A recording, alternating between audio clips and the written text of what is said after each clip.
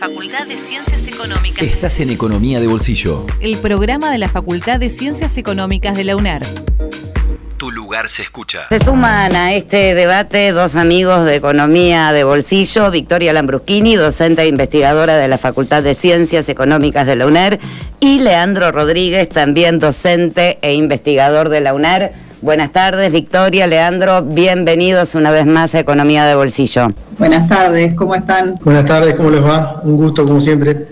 Muy bien, muy contentos de tenerlos acá con nosotros en esta mesa híbrida. Vamos a usar términos que se usan ahora. La verdad que nos pareció súper interesante contar con ampliar un poco la base de discusión. Yo creo que el contexto lo amerita, así que vamos a arrancar. Quizá me gustaría arrancar por Vicky. ¿Cómo estás viendo, digamos, primero que nada, el resultado, si por ahí para vos era esperable que ocurriese algo así, y segundo, cómo estás viendo, entre comillas, ¿no?, la respuesta de masa el lunes y la de los mercados atentos a estos resultados electorales? Bueno, sí, yo comparto parte de la caracterización que hacía Ignacio sobre, digamos, la base social de Milei. Creo, sin embargo, que el proceso de Milei no lo veo como algo muy arraigado. ¿En qué sentido? Me parece que en otros lugares, otras experiencias de populistas de derecha,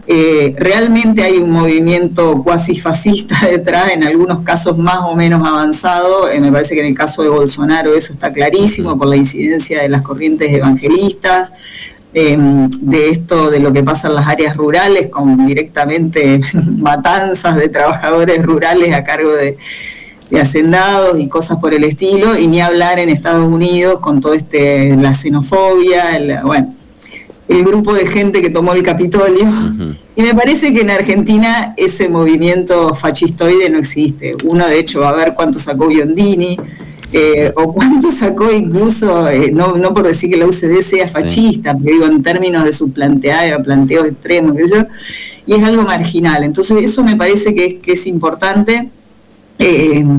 Creo que sí es un voto reactivo. Ahora, escuchando a algunos analistas y encuestas que se han hecho, creo que no es solamente, yo tendía a pensar que a Milei no lo votaban por sus ideas económicas, sino más por una cuestión de su personalidad, de su manera de ir de frente, de ser muy impulsivo y digamos, y no titubear en sus respuestas, sean las que sean, porque muchas veces son inconsecuentes, dice una cosa en un momento, otra en otro, pero escuchando un poco lo que han dicho los que han analizado más en profundidad las motivaciones de quienes lo han votado, ahora matizo eso. Creo que Milei era el único candidato que ofrecía algo, digamos, o sea, planteaba algo distinto en una elección donde los principales candidatos, tanto del oficialismo como de la oposición de Juntos por el Cambio, planteaban la idea de que lo que viene es un futuro negro y que vamos a tener que ajustarnos el cinturón, y que lo que estamos discutiendo es a qué velocidad se hace el ajuste. Entonces me parece que para todo este sector que caracterizaba a Igna, efectivamente, Milei es la única perspectiva de que algo mejore, que no sea todo peor que lo que ahora. Con respecto a la respuesta económica del gobierno y de los mercados, yo ya venía escuchando analistas que saben mucho más que yo, que la apuesta de los mercados, digamos, era a que Juntos por el Cambio le gane al oficialismo, o sea la primera fuerza, la fuerza más votada, y que le gane por un margen de 5 puntos o más. Esa era la forma en la que estaba organizada todas las inversiones y las jugadas financieras del mercado. Cualquier otro resultado, es decir, que el gobierno le arrime el bochín a Juntos por el Cambio, que aparezca Milei y quede el escenario de 3/3, etcétera, todo eso era disruptivo para el mercado.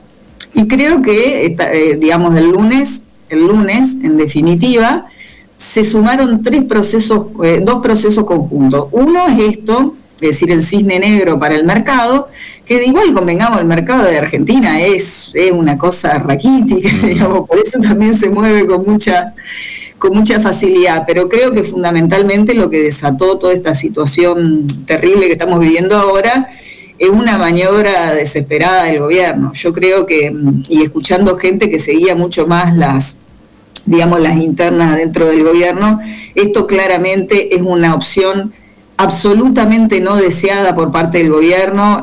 Yo ahora he estado escuchando gente que tenía información calificada de que incluso hay una crisis al interior del gabinete. Por ejemplo, el Banco Central el jueves pasado se había juntado el directorio y habían dicho que no tenía sentido seguir subiendo la tasa de interés, porque en este contexto ya la tasa de interés no podía evitar la dolarización.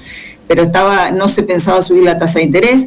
Massa anoche, en la primera entrevista que da en un medio opositor en bastante tiempo, confesó que el FMI le venían pidiendo devaluación del 100, que después arrimaron a 60 y que el 20 le pedían, pero está clarísimo que Massa no era su intención hacer una devaluación de una vez por todas, sí acelerar el crawling peg, hacer cualquier cosa, porque es perfectamente consciente que devaluar en un cuadro de debilidad política, de reservas del Banco Central negativas, de inflación digamos, reprimida y de dolarización electoral es suicidarse. Y eso es lo que pasó, digamos. ¿Qué es lo que habrá puesto el gobierno en la balanza? Bueno, a octubre, con este resultado, si habiendo quedado tercero el gobierno, no tenía chances de prescindir de la asistencia financiera del fondo, y por eso se vio obligado a devaluar. Pero yo creo que si Massa hubiese sido el candidato más votado o incluso hubiese quedado segundo, jamás hubiesen tomado las decisiones que tomaron el lunes por la mañana. Entonces creo que lo que ha desatado esta corrida, que no sabemos dónde va a terminar, es básicamente esta medida desesperada del gobierno, que el propio gobierno, el propio gabinete de Massa estaba perfectamente consciente de que esto que estamos viviendo en estos días podía pasar, porque devaluar sin ningún recurso para parar la corrida lleva a esto. Sí. Leandro, ¿vos qué opinás de esto? Y mira, yo lo que creo que el gobierno ya tenía acordada la devaluación, era parte de la negociación de la continuidad del programa. La historia económica argentina nos muestra que si el fondo quiere declarar el programa como que no lo cumpliste, se te derrumba el sistema, como le pasó lamentablemente a Alfonsín, le pasó a Greenwood, que le declararon que no había cumplido en febrero del 85, y bueno, rápidamente el gobierno lo tuvo que cambiar. Pero yendo más a lo estructural, lo de Milei, que es lo que más me interesa, porque la crisis económica en un contexto de inestabilidad es algo bastante sencillo y no necesitamos analizarlo mucho. El contexto habla por sí mismo. Yo creo que de todas maneras el gobierno tiene la capacidad de mantener una cierta estabilidad hacia el futuro, estabilidad dentro de este escenario caótico, ¿no? Obviamente. Pero lo que me parece de Milei, para agregar un poco lo que decía Victoria e Ignacio, es que lo que tuvo como un elemento fuerte, y que lo hemos visto en otros procesos históricos de otra escala y de otra dimensión, obviamente, pero que en las crisis, la cuestión simbólica, la posibilidad de tener un discurso facilista que penetra rápidamente, y Milei encontró en la casta política un enemigo claro, un enemigo que está, digamos, de alguna manera fuera de las grandes mayorías. Y entonces este Estado gobernado por privilegiados, corruptos, de la casta política, es lo que le está jodiendo la vida a las grandes mayorías. Entonces la gente escucha eso por ahí en un contexto de desesperación. Por supuesto que ese discurso cala. Uno recuerda lo que eran los panfletos, obviamente estoy haciendo la aclaración que son dimensiones totalmente distintas, pero cuando uno lee los panfletos del nazismo en 1933 en Alemania, y ven cómo identificaba un enemigo, cómo ponía el énfasis en la desocupación y en los problemas económicos, y bueno, claramente eso prende en el contexto de crisis. Entonces, me parece que por ahí viene la mano, es una batalla simbólica, cultural, que es muy difícil tanto para el gobierno como para Cambiemos enfrentar, porque los dos son parte de lo mismo. Entonces, me parece que Milei se ubicó en esa brecha y logró aprovecharla plenamente, ¿no? Bueno, hay un tema, por ahí lo señalaba Ignacio, si querés vos, Igna, podés, ya que te veo que todavía andás por ahí, lo podés comentar. Algo que volvió a instalarse otra vez, porque no sé si recordamos, hace un tiempo ya había salido Milei a decir, bueno, hay que dolarizar con mucha fuerza, y se armó toda una discusión alrededor del tema de la dolarización, donde, bueno, muchos analistas, muchas personas explicaron por qué era inviable hacer esto, y a partir de estos resultados volvió a instalar el tema de la dolarización como la única salida posible para vencer a la inflación, junto con prender fuego el Banco Central, ¿no? O sea, Patricia Bullrich quería ir con una cámara, él directamente quiere con una bomba, pero se volvió a instalar y tuvimos que volver otra vez a explicar cosas que habíamos explicado anteriormente, pero claro, ante este resultado, mucha gente lo vuelve a tomar como algo válido. O sea, es más, decí que no fue tan inteligente de no decirlo de la venta de órganos, ¿no? Pero ¿cómo ven esto? Digamos, quizá estaría bueno refrescar el significado de una dolarización en Argentina. De hecho, y con esto cierro, hace un ratito vi en Twitter un economista estadounidense justamente diciendo que es una locura que la dolarización, ¿no? Sí, yo lo que te diría ahí, Claudio, es que para mí la dolarización tuvo bastante impacto en la campaña, sobre todo en los sectores populares. Para mí fue, junto con la casta, el otro gran significante de la candidatura de Milei. Entonces fueron dos grandes significantes que además marían muy bien, ¿no? Sí. Marían bien y tienen todo el componente, un componente popular, ¿no? Entonces, eso hay que tratar de explicarlo y trabajar mucho porque no es muy riesgoso, ¿no? La dolarización puede ser muy riesgosa para la Argentina. Todo lo demás te digo que es secundario. Incluso el cierre del CONICET es secundario a esa situación, ¿no? Porque estamos hablando de desarmar una institución elemental como es la moneda, que puede estar hoy muy frágil, pero desarmar el sistema institucional monetario implica muchas cosas, desde romper todos los contratos, de la licuación de todos nuestros activos, probablemente una crisis de balance de pagos si eso se hace con deuda, una crisis financiera, digamos, de falta de liquidez. Yo imagino un probable resurgimiento de cuasimonedas, por lo tanto cierta discontinuidad, digamos, en el espacio nacional como un espacio integrado y único, con una situación muy imprevisible. Entonces, yo creo que estamos tocando uno de los nervios fundamentales del Estado, de su unidad, y por lo tanto no se puede simplemente jugar con eso. Y no es algo, yo todo lo demás me lo banco. O sea, me tengo que quedar sin laburo. No, pero Igna, pero sin moneda, creo que corre el riesgo de la unidad de la nación y la continuidad jurídica del Estado. No, pero para tamizar un poco esto de lo demás es secundario, la dolarización viene con todo un paquete antiderechos que va desde la flexibilización laboral, los vouchers para la educación, además del cierre del CONICET, lo que quiere rediscutir, que son conquistas importantes como la ley del aborto. En ese sentido, incluso, y yo me voy a meter en un tema más duro, pero haciendo varias concesiones, varios supuestos, tengo también mis dudas, y esto quizá está más bien con la apreciación y el encarecimiento de los bienes y servicios de la Argentina. Supongamos que efectivizamos una dolarización, pero en un contexto como la Argentina, por eso estoy de acuerdo con lo que vos decís, que esto no cierra si no es con digamos, una flexibilización y un ajuste importante que debilita a las masas. Digo, ¿qué pasa si dolarizamos, pero la devaluación previa o lo que sea genera esta transferencia de ingresos, una distribución regresiva del ingreso que posiciona el nivel salarial del trabajador por un nivel muy bajo del que estaba?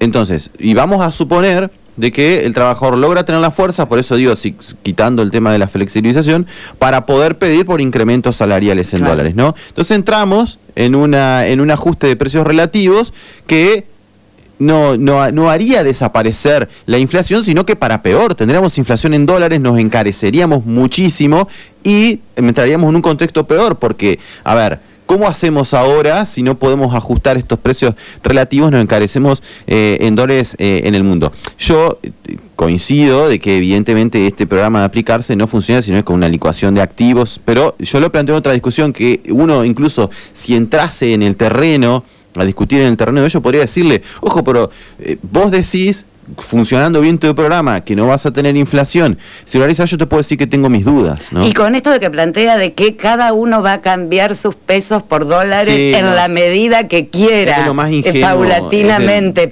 parece bastante ridículo. Sí, siendo bueno, digo, es lo más ingenuo. No sé qué piensan Vicky y Leandro. Dale, Vicky. Bueno, no, sí, son varias cosas. Yo creo que, creo que yo anoche escuché la primera explicación más o menos concreta que ha hecho Milei sobre cómo sería la dolarización. Me parece que no solamente que es una estafa, digamos, en el sentido que lo que está planteando es hacer un mega negociado para los fondos buitre, que esta parte es una nueva versión de la dolarización respecto a la que habían planteado en otro momento. Se ve que tiene gente que le está pasando letra. Yo creo sobre todo que esto, es decir, él ya en su momento había tirado esta suerte de bomba de humo de la dolarización sin mayor rigor, digamos, y al eso hacer carne en la población, en el sector de la población que lo va a votar a él ya no se puede bajar de ese planteo, pero yo veo como que Milei está retrocediendo en este planteo, que bueno, esto va a llevar tiempo, que hay que evaluar las alternativas, que cómo sería, etcétera. Pero está claro que Milei, digamos, el tema de la dolarización no plantea, digamos, desarmar la bomba de la ELIC, ni mucho menos, sino justamente, es decir, hacer la dolarización, él dice, a valor de mercado, sí, pero reconociendo, digamos, los derechos adquiridos por los bancos, que han sido unos parásitos totales desde que se está inflando las LELIC, y sumando el negocio a los fondos buitre, que ya sabemos lo que representan para Argentina. Yo de todas maneras creo que Milei está reculando en chancleta con este planteo, pero ya digo, ahora en el fragor de la campaña no puede salir a decir no lo voy a hacer, pero yo lo veo como algo inviable, en primer lugar, porque el que se opone a la dolarización, a diferencia de lo que pasa en los otros casos donde la dolarización se ha concretado, es la burguesía argentina. Es decir, el empresariado local es el primero que se opone a la dolarización. Yo tengo la caracterización, creo que si bien estamos lejos un cuadro de disolución monetaria como ocurre en una hiper, digamos, el problema de la Argentina bimonetaria que tenemos y el rasgo agudo que está teniendo ahora, digamos, esta profundización del carácter bimonetario de la Argentina con gente que ahora con el tema de las aplicaciones, de los dólar MEP en el home banking y todas estas cosas, realmente en Argentina el problema de comprar dólares está pasando a ser algo bastante más masivo de lo que era antes. Yo lo que creo es que digamos, el problema que tenemos nosotros, la desvalorización de nuestra moneda, es producto de la quiebra financiera en la que está el Estado hace varios años. Es decir, porque la emisión monetaria sin respaldo en Argentina se explica solamente porque el Estado está quebrado. Es decir, no hay otra explicación. No es que estas pavadas que se dicen de que el Estado emite para pagar planes sociales o para el plan platita, eso es todo falso. Miremos el presupuesto, hagamos una radiografía y démonos cuenta que desde el año 2012 hemos acelerado la emisión monetaria, sacando los 2 años que Macri se sobreendeudó, pura y exclusivamente para sostener un perfil de vencimientos de deuda que, digamos, era insostenible por el cambio en la coyuntura internacional, por un montón de motivos. No había, bajo el último periodo del gobierno de Cristina Fernández, no había acceso al mercado internacional. Después, cuando vino Macri, aprovechó el bajo nivel de endeudamiento externo para ingresar a los mercados, pero después Trump cambió la tasa de Estados Unidos y todo eso se fue al demonio. La economía mundial está en crisis, tuvimos una sequía récord, y entonces, digamos, bajo el gobierno de Alberto Fernández, se va incrementando más de $80.000 la deuda de Argentina. A mí lo que me parece más preocupante de este cuadro no es solamente, digamos, la aceleración inflacionaria que se está dando ahora y que la devaluación del lunes ha atizado, sino que a diferencia de otras ocasiones, la inflación no puede licuar esa deuda del Estado. ¿Por qué? Porque la mayor parte de los canjes que se han hecho que los nuevos tenedores de la deuda, que más del 50% son empresas argentinas, son los grandes propietarios de la Argentina, es decir, no son los fondos buitre que están allá en Nueva York haciendo juicio. Es gente que está acá en la Argentina y son los grandes empresarios de este país. Más de la mitad, el 56% de los tenedores de los títulos de deuda del Estado argentino son esas personas.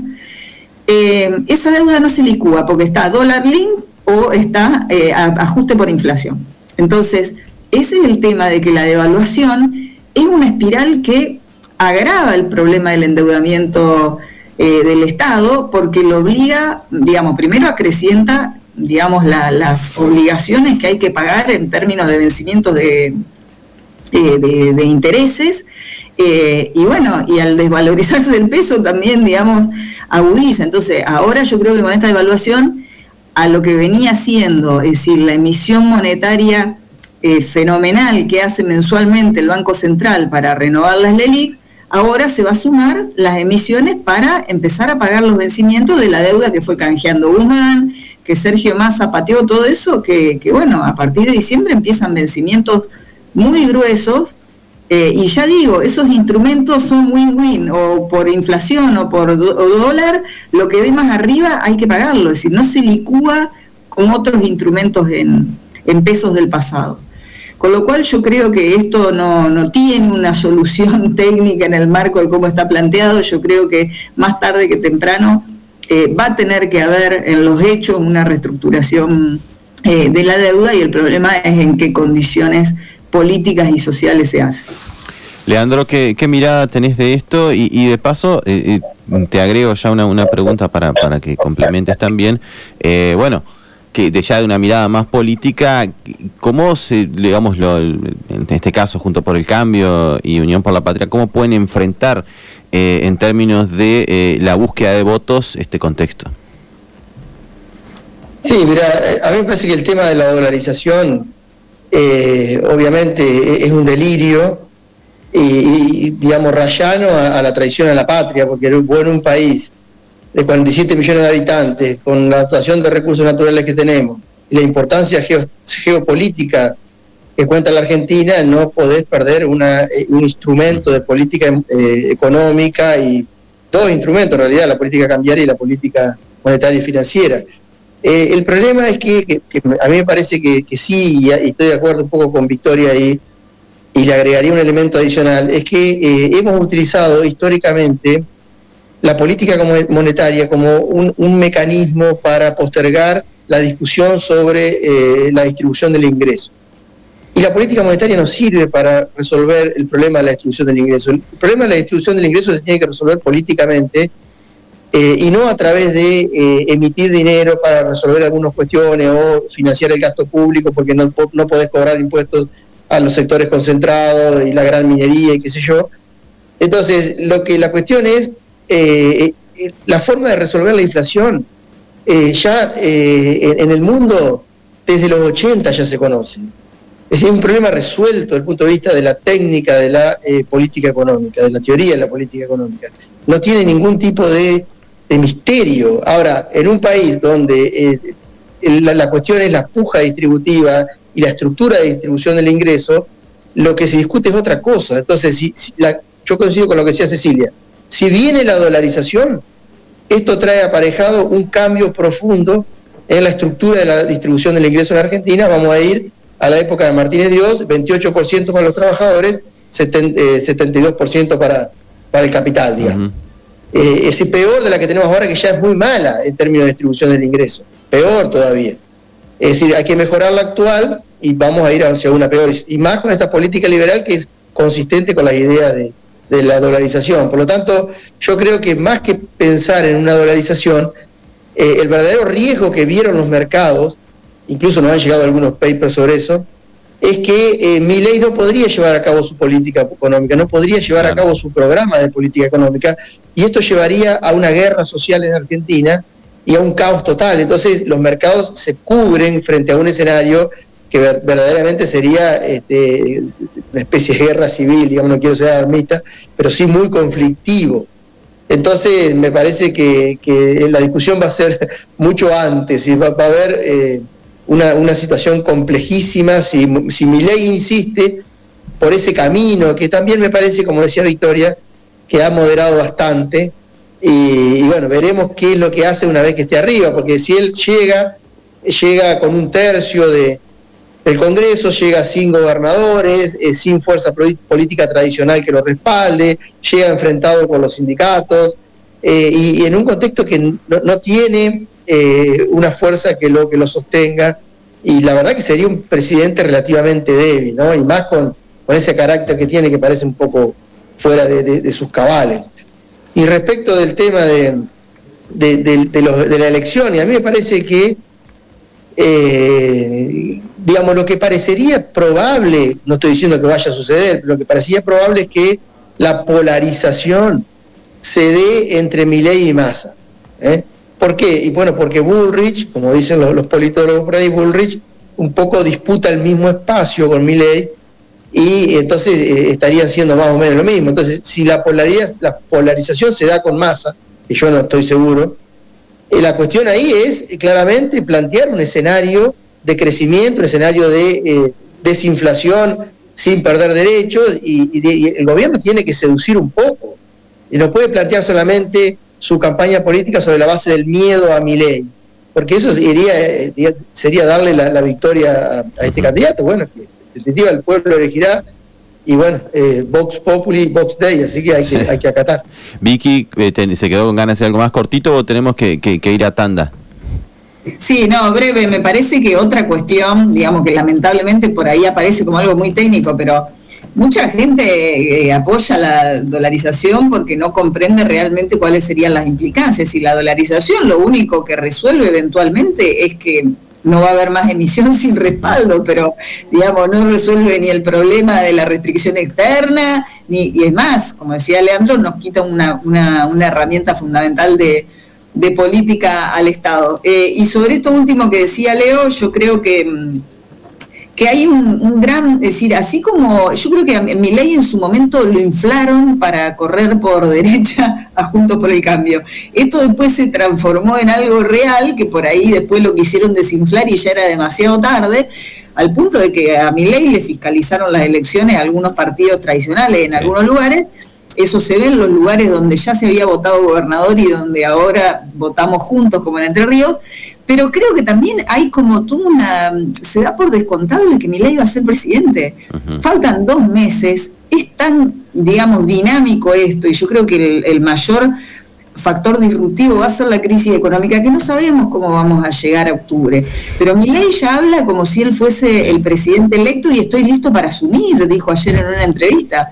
Es decir, Menem asumió en julio del 89 porque ya había sido electo como presidente. Milei, digamos, quedó 30% y 2 puntos abajo está Patricia Bullrich y 1 punto abajo está Sergio Massa en un cuadro donde hubo una abstención electoral histórica. Entonces es totalmente, digamos, no demos por descontado que Milei va a ser presidente, es decir, no sabemos ni qué va a pasar en las elecciones de dentro de 2 meses, y me parece que hay, bueno, realmente mucho, digamos, estamos dando, digamos, queriéndonos anticipar algo que lamentablemente no se puede anticipar.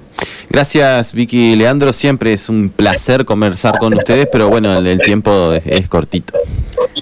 Bueno, chicos, gracias a ustedes. Bueno, ya estaremos conversando nuevamente en poco tiempo, seguro. Leandro Rodríguez, Victoria Lambruschini conversaban con nosotros.